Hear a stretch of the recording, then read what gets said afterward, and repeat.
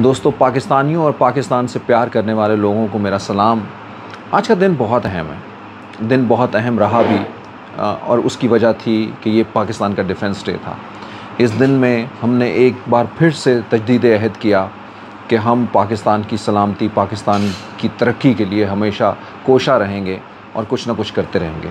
और इसी के साथ साथ में जो सबसे बड़ी बात थी वो ये था कि उन शहदा को, उन लोगों की कुर्बानियों को जिन्होंने इस पाकिस्तान के बनने के लिए, इस पाकिस्तान की सलामती के लिए, पाकिस्तान के वक़ार के लिए जिन लोगों ने अपनी जानों के कुर्बानियाँ दी हैं, हम उनको खिराज तहसीन ना सिर्फ पेश कर सकें बल्कि वो लोग जो अब इस वक्त दे रहे हैं या अपने दिलों में ये ख्वाहिश रखते हैं पाकिस्तान के लिए कुछ करने के लिए, उनको भी एक नया रास्ता दें। हम सलाम पेश करते हैं उन तमाम शहदा को जिन्होंने हमेशा हमारी सरहदों की हिफाजत की, जिन्होंने हमारे मुल्क की हिफाजत की, जिन्होंने हमारे मुल्क के नज़रियों की हिफाजत की, चाहे वो कोई भी हैं, चाहे वो कोई एक यूनिफॉर्म पहन के करते हैं या उसके बगैर करते हैं।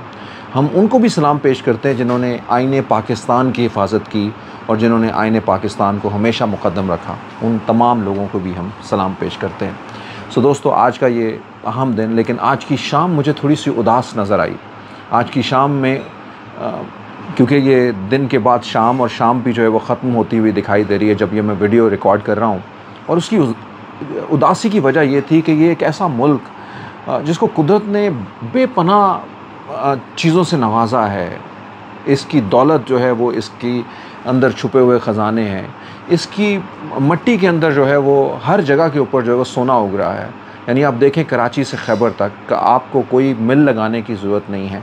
जहाँ पे कुछ बीज फेंक दें वहीं पे कुछ ना कुछ उग जाता है। इसके दरिया, इसका समंदर, इसके सहरा, इसके पहाड़, सब कुछ जो है वो इसके माथे का झूमर है, फ़ख्र है इसका। लेकिन उसके बावजूद जो है वो ये मुल्क अपनी हैसियत के लिए दुनिया में जो है वो अभी भी स्ट्राइव कर रहा है, कोशिश कर रहा है। और हमारे साथ जो है वो बहुत सारी चीज़ें ऐसी भी हैं जो मुंसलिक की जाती हैं जो ज़्यादा बेहतर नहीं हैं। चलिए, बाहर की तो छोड़िए, हमारे अंदर जो है वो कितने खलफशार हैं। अभी कल ही की बात है कि हमने मजहबी तौर के ऊपर जो डिवाइड था हमने उसको तोड़ा। हमने तमाम फ़िरक़ों को इकट्ठा करने की कोशिश की। हमने वो लोग जो एक दूसरे को मारते थे, बुरा भला कहते थे, उनसे जान छुड़वा के जो है वो किसी एक प्लेटफॉर्म के ऊपर आए हैं। हमने दहशतगर्दी को भी खैरबाद किया अपनी यगानगत के साथ, अपनी दोस्ती और अपनी मुखलसी के साथ। और फिर हमने जो है वो ये भी देखा कि उसके साए एक बार फिर से जो है वो मंडराने शुरू हो गए। हमने ये देखा कि पाकिस्तान जो हर साल ये सोच के आता है कि हमने अगले साल तरक्की करनी है, हमें वो भी जो है वो कहीं पे वादे पूरे होते हुए दिखाई नहीं दे रहे। हमारे नौजवान या हमारी आने वाली जो नस्लें हैं, हम उनको क्या ख्वाब दे के जाते हैं, या हम जो एक सोच रहे होते हैं कि हमने किस तरह से अपनी फैमिली के अंदर आगे से आगे बढ़ना है, तो हमें बहुत सारी चीज़ें जो हैं वो पीछे हुए जाते भी दिखाई देती हैं। और इसकी वजह हमारे मुल्क के साथ जुड़ी हुई बहुत सारी चीज़ें हैं। और इससे जो सबसे बड़ी वजह है वो जगह नज़र आती है हमारे मुल्क के अंदर एक जगानगत ना होना। ये जगानगत जो है वो कौमी है, सियासी सबसे बढ़कर है, और यकीनन रियासती भी। यानी इन सब लोगों के अंदर जो है, या सब जगहों के ऊपर हमें कहीं ना कहीं पे कुछ ना कुछ ऐसी कमी नज़र आती है जिसकी वजह से जो है वो एक डिवाइड है और जो बढ़ता जा रहा है। सियासी डिवाइड आज की सबसे बड़ी बात, सबसे अहमियत का हामिल हो गया है। हम समाजी डिवाइड के ऊपर बात करते हैं, माशरती डिवाइड के ऊपर बात करते हैं, लेकिन आज का ये वीलॉग जो है वो सियासी डिवाइड के ऊपर है। और हमें ये लगता है कि बहुत सारी ऐसी चीज़ें हैं जिसको हमें आज शेयर करना चाहिए या आपको मालूम होना चाहिए, ताकि हम जान सकें कि हमारा आने वाला कल कैसा होगा। और आज अगर हमने इस डिवाइड को, या बहुत सारे फ़ैसला साज़ों ने कुछ बेहतर फ़ैसले ना किए, तो हमारे आने वाले दिन और भी मुश्किल कटेंगे। दोस्तों, बहुत सारी बातें हैं। कोविड आया, कोविड ने पाकिस्तान समेत दुनिया की तारीख़ को बदल दिया। दुनिया में बहुत सारी चीज़ें जो है वो, दुनिया की इकॉनमी जो है वो शैटर्ड हो गई। लेकिन उसके बाद जो एक कोविड अपने आप को दोबारा से लोग रीब्रेथ कर रहे थे, उससे जो है वो बेहतर होने की कोशिश कर रहे थे, तो एक और बड़ा जो इम्तिहान या दुनिया जिसके जो है वो चंगे में आ गई, वो था एक जंग, यूक्रेन और रूस की जंग। और रशिया की ये जंग जो है वो इसने पूरी दुनिया को एनर्जी के क्राइसिस से दो चार कर दिया। यानी इसकी बड़ी वजह ये है कि जो दुनिया का बहुत बड़ा सप्लायर है ऑयल का और गैस का, ख़ास करके यूरोप को और दूसरे भी बहुत सारे ममालिक को, रशिया, उनके ऊपर पाबंदियां लगी और फिर उनका तेल और उनकी गैस जो है वो बाहर जाना बंद हो गई। इसकी वजह से आज हम पाकिस्तान के अंदर बहुत से महंगाई के वावेले करते हैं। दुनिया भर में भी कुछ इसी तरह के हालात हैं। दुनिया भर में भी बहुत सारी महंगाई है। अमेरिका के पीछे पूरे यूरोप ने जो है वो अमेरिका का साथ देने का सोचा और वो रशिया के ख़िलाफ़ खड़े हो गए। बहरहाल खड़े तो हो गए, लेकिन उसके बाद जो है वो पै दर पै बहुत से ममालिक जो है वो मुश्किलात का शिकार होते हुए दिखाई दिए। यूरोप के अंदर, इंग्लैंड के अंदर और दूसरे बहुत सारे ममालिक के अंदर, जर्मनी में आप देखते हैं कि एनर्जी के क्राइसिस जो है वो हर आने वाले दिन के साथ सर तोल रहे हैं। एक तरफ ये जंग लगी हुई है तो दूसरी जानिब जो है वो एक इन्फ्लेशन का, महंगाई का तूफ़ान है। जो गैस की कीमतें जो है वो कितने गुना बढ़ गई हैं, पेट्रोल की कीमत कितने गुना बढ़ गई हैं।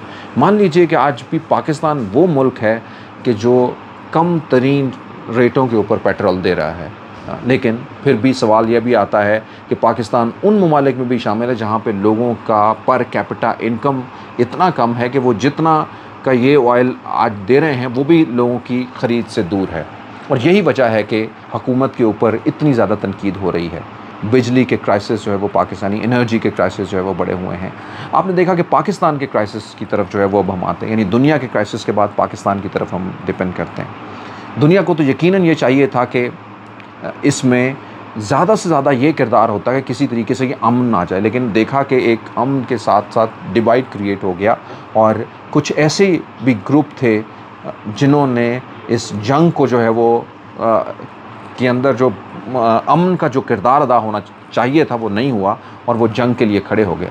और इसकी वजह से एक और मुश्किल जो है वो दुनिया के लिए क्रिएट हो गई और आने वाले दिनों के अंदर अगर ये जंग ना रुकी तो और बहुत बड़ी मुश्किलात जो है वो क्रिएट हो सकती हैं। दोस्तों वापस आते हैं पाकिस्तान के लिए। पाकिस्तान वो मुल्क जहाँ पे इन्फ्लेशन जो है वो आज अपनी तारीख़ की सबसे ज़्यादा, यानी 5 दहाइयों में सबसे ज़्यादा महंगाई जो है वो अपने ज़्यादा है। पाकिस्तान के अंदर ऑयल की प्राइसेस आप देख चुके हैं कि तकरीबन 100 रुपया जो है वो बढ़ चुकी है पिछले तकरीबन 5 महीनों के अंदर। पाकिस्तान के अंदर बिजली की प्राइसेस 2 गुना हो गई हैं। पाकिस्तान में जो लोग कमाते थे वो अपनी जगहों से भी जो है वो नीचे गिर गए हैं। यानी ना एक तरफ तो लोगों की नौकरियां छिन रही हैं, दूसरी जानिब जो है वो उनके जो ज़राए आमदन है वो हर आने वाले दिन के साथ कम से कम होते जा रहे हैं। और यहाँ हालात ये है कि सैलाब का एक और बड़ा तूफ़ान जो है वो पाकिस्तान के इर्द गिर्द है। सैलाब ने पाकिस्तान को इतनी मुश्किल से घेरे रखा है, यानी 10 साल 2010 में आने वाले सैलाब के हवाले से, जिसके बारे में कहा जा रहा था कि $10 बिलियन का तकरीबन पाकिस्तान को नुकसान हुआ था। आज की हालात ये हैं कि इस बार जो सैलाब आया है ये उस सैलाब से जो है वो 3-4 गुना बड़ा सैलाब जो है वो बताया जा रहा है। उसकी तबाहकारियाँ भी कुछ इसी तरह के अंदिए दे रही हैं। और आप सोचिए कि अगर यही ऐसा रहा तो फिर इसका पाकिस्तान की मईशत के ऊपर कितना बड़ा असर होगा। IMF से कर्ज़ा हमें मिल गया, लेकिन कर्ज़ा मिलने के बावजूद भी पिछले 3 दिनों के अंदर तकरीबन $12 महंगा हो चुका है। ये वो सारी चीज़ें हैं जो हमें आने वाले कल के बारे में बता रही हैं कि आने वाला कल पाकिस्तान और पाकिस्तानियों के लिए कितना मुश्किल हो सकता है। यानी लोगों का जीना जो है वो कितना मुश्किल हो सकता है अगर हम किसी न किसी जगह के ऊपर जो वो खड़े ना हुए। अब हम बात करते हैं पाकिस्तान के सियासी किरदारों के हवाले से। यकीनन इस वक्त PTI और उसके मुखालिफ तमाम जमातें जो हैं वो एक दूसरे के आमने सामने। PTI को ये लगता है कि उनके मुखालिफ जो है वो सिर्फ जमातें ही नहीं बल्कि कुछ और लोग भी हैं।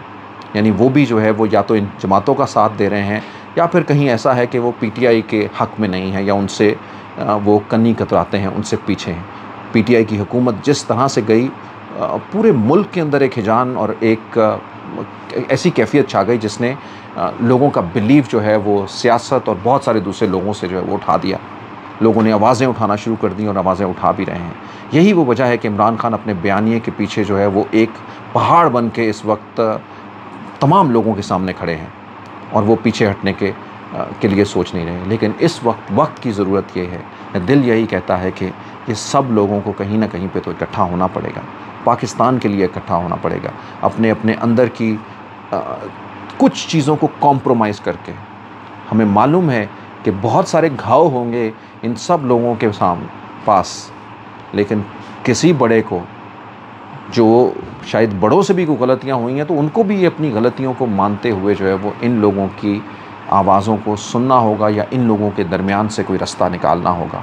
और ये रास्ता निकालना पाकिस्तान के लिए, पाकिस्तान के कल के लिए बहुत ज़रूरत है।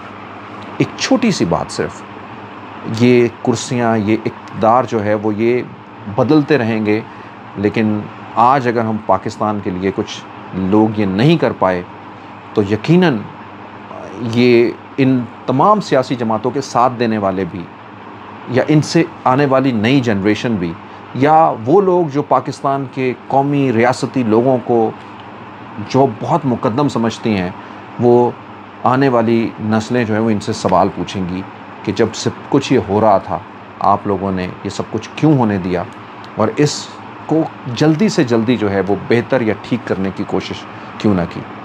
ख़वातीनो ज़ात, यकीनन जो है वो ये मौका है कि सबको एक एक कदम जो है वो आगे बढ़ना होगा और अपनी अना के बुतों को जो है वो थोड़ा सा तोड़ के, यहाँ तक कि अपने साथ हुई कुछ ज़्यादतियों को भी जो है वो भुला के आगे बढ़ के इस मुल्क के लिए, इस रियासत के लिए कुछ करना होगा।